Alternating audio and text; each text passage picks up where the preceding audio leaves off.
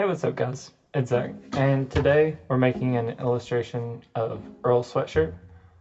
First I'm going to start in Photoshop using a gradient map, a levels adjustment, pretty simple stuff, just editing the photo from Pinterest, going to pull in a picture from a Salvador Dali book I have. I just really like the way the notes are written out, I like the handwriting. And I'm just going to play with this for a second.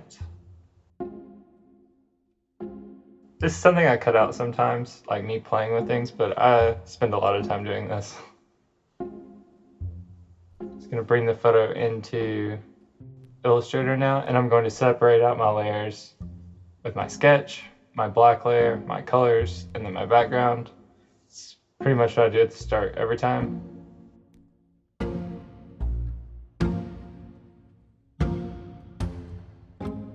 And then I set up the swatches at the bottom. Get all my reference photos for textures and everything to the side. And then I just start with outlining the main edges of everything, getting the main blocking done. And then I'll go back and then normally start with like the big sections of black and then move in towards gray. So that's kind of the game plan when I'm starting. Not being super accurate on the edges, just kind of roughly in the outline there, and then I will cut out any of the sections or the edges that are messed up with the Pathfinder tool. And that is, I've said this before, but it is attached to my side mouse buttons. Like I just set it to that, so that's why you don't see me press the Pathfinder over and over, but I'm using it a lot. And a lot of times I'll draw in like a very contrasty color. Like obviously this isn't going to be white sections, but I do it just so I can see it and then change it to gray when I mask it out. And that was just a clipping mask there. I like to leave things grouped and like clip together because it helps me organize things so I don't have as many layers on the side. And this is taken from a live stream that I did a couple of months back, so if you ever see me live, be sure to come say hi. I feel like I work a lot faster on stream. I'm more focused than when it's just me by myself. I get more distracted with like YouTube and whatnot. So I'm just going to let this time-lapse play out while I fill in the large black sections and then start to fill in the gray. And then I'll come back when we move into Photoshop as I kind of bring it all together.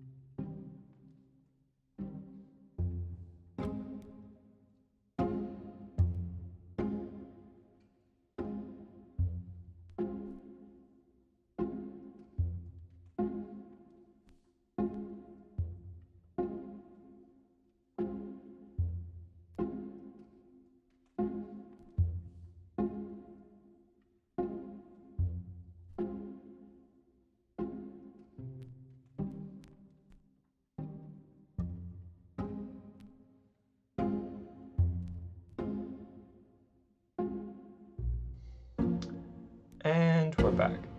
So as you saw, I did a little bit of the Photoshop stuff already.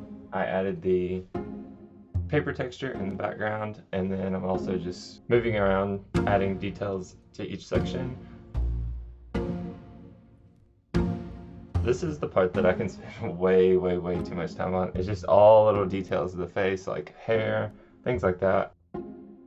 For instance, the cheek section, I really feel like I could have spent more time on that even after I'm done, but it's just one of those things. You can never spend enough time. And as you can see, we're just in Photoshop, moving around some textures, messing with the color. This is what a big portion at the end always looks like, is me just like sitting here messing with textures and messing with like grain, different things like levels, color lookups, just very basic Photoshop stuff, and then going back in Illustrator, editing, going back in Photoshop. It's really good to have like the smart layer set up, and that will make your life a lot easier. So if you're not familiar with smart layers in Photoshop, and like being able to save in Illustrator and update it in Photoshop, you should definitely look into that.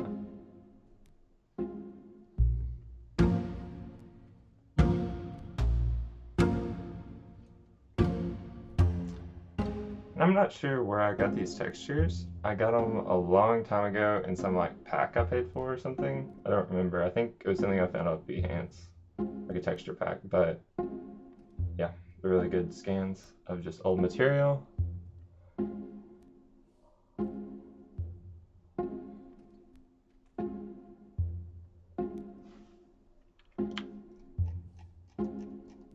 And as we're wrapping up, I just want to say thank you to everyone who's still watching. Don't forget to like and subscribe.